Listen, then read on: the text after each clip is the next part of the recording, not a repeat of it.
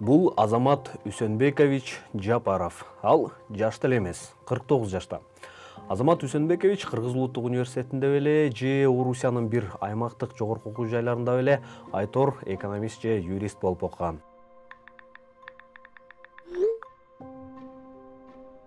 Кыргызстанда дайыма эле бир нерселер өзгөрүп турат. Бирок Азамат Үсөнбековичтин жашоосунда баары тынч, баары туруктуу. Мамлекеттик кызматта иштеп жатканына мына 22 жылдын жүзү болду. Ал айына болжол менен 90 000 сом табат. Бул эми Кыргызстан үчүн жаман деле эмес да, туурабы? Кыскасы, Азамат Үсөнбекович жашоосунда бардар адам. 3 бөлмөлүү батири, машинасы бар, Toyota. Балким шаардын чет жакасында кармаган мал жаны да болушу мүмкүн. Ал эми чиновниктин салык декларациясын карай келсең эле көргөн көзүңө ишенбейсиң. Карьерасы канчалык өскөн сайын мүлкү да ошончо аз көтөрүлөт. Эмесе кандай кылалы? Оңго сүрө берелиби же солго сүрө берелиби? Бирок анын айырмасы канча? Азамат Үсөнбекович ансыз да жашооңузда кала берет. Буга чейин 10 жылдар бою эч жакка жоголуп кетпеген, эми жоголуп кетмек беле. Албетте, ал биз ойдон чыгарган каарман болуп атканы менен, чындыгында ал мам кызматты аркалаган кыргыз чиновнигинин орточо образын чагылдырат. Ал тургай анын Азамат Үсөнбекович Жапаров деген аты чиновниктердин арасындагы эң эле популярдуу аты жөндөн куралган. Ал эми фамилиясы эми айтпасак деле түшүнүктүү да. Себеби аны жогорку бийликте дароо 3 адам алып жүрөт. Бул портретти түзүш үчүн клооп акыркы жылда кызмат аркалаган 172 ар башка чиновниктин маалыматын карап чыкты.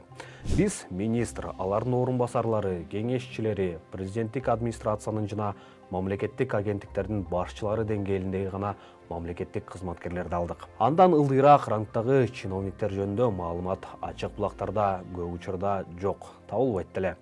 Бирок ушул анализибиз дагы бизге кызыктуу жагдайларды көрсөтүп берди.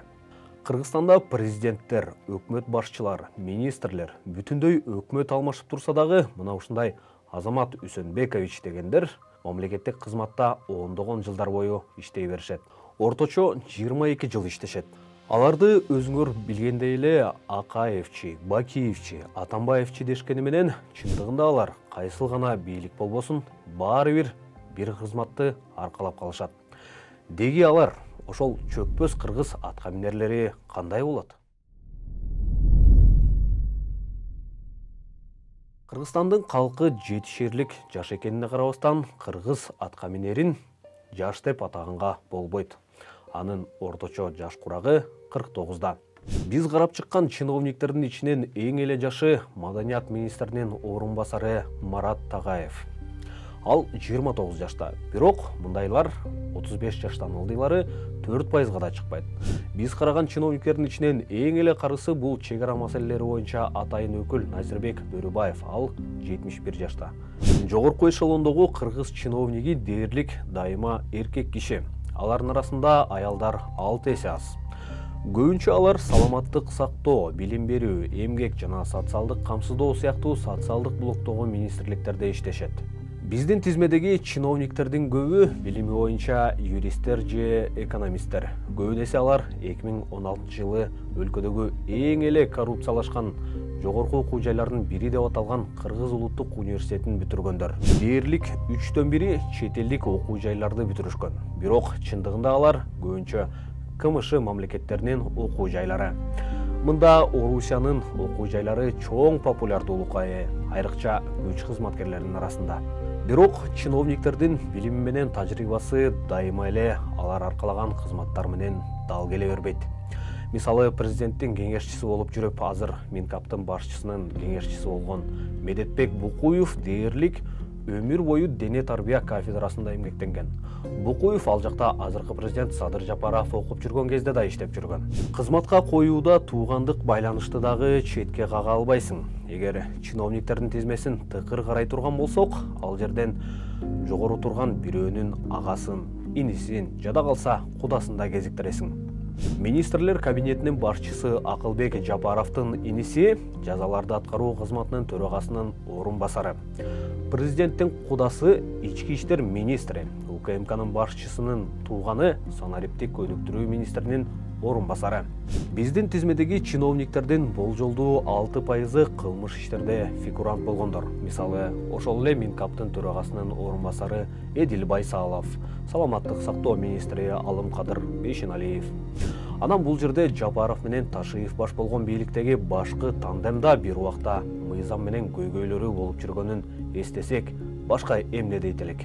А бирок кызыгы, мурда Мыйзам менен маселеси болуп жүргөн ар бир 5-чи чиновник жетекчилерин ээрчип саясатка же мамлекеттик кызматка кайтып келет. Анан калса биздин чиновниктер жупунуда жашайт. Эгер алардын декларацияларына ишене турган болсок, алардын 3төн 1-и такыр эле эшикте жашайт. Үй жайы жок. Алардын 23-үнүн гана унаасы бар. Эске сала турган болсом, бизде чиновниктердин жалпы 172-синин тизмеси бар. 26-сынын мал жандыгы бар. Андай мал чарба сүйүүчүлөрүнүн бири жазаларды аткаруу кызматынын төрагасынын орун басары. Минкаптын башчысынын иниси Рахатбек Жапаров эсептелет. Рахатбек Жапаровдун декларациясы боюнча 6 миллион сомдук мал жандыгы бар. А бирок үйү жок. Мал жанды ушунча жакшы көргөндөнбү, Айтор 52 жашында туугандарындыкында же ижара батирде жашап, түнөк таап жүрөт окшойт. Биз клубдун сайтында чыккан кыргыз чиновниктери жөнүндө изилдөөнү кыскача баяндап бердик. Эске салсам, сайт бөгөттөлгөнүнө карабастан, сиз аны дагы деле көзгү аркылуу ачып окуй аласыз. Макаланын шилтемесин видеонун баяндамасынан табасыз.